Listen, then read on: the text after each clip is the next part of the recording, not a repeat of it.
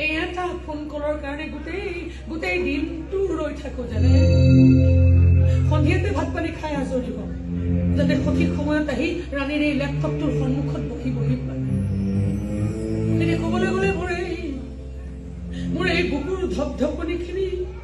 এই এটা ভিডিঅ' কলতেই আবদ্ধ হৈ আছে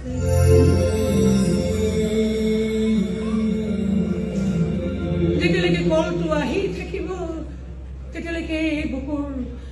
ধপধপনিখিনিও চলি থাকিব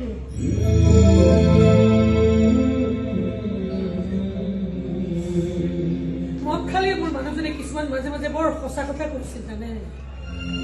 তেওঁ প্ৰায় কৈছিল য'ত সাফল্য থাকে তাত বহু কষ্টও থাকে মোৰ এটা মিছা কথা কোৱা নাছিল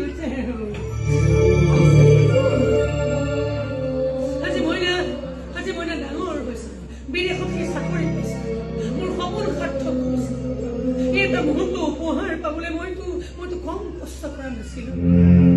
অৱশেষত যেনিবা সেই মুহূৰ্তটো মই উপহাৰ পালো মইনাক লৈ দেখা মোৰ সকলো আশা সকলো সপোনেই পূৰণ হ'ল কিন্তু কষ্ট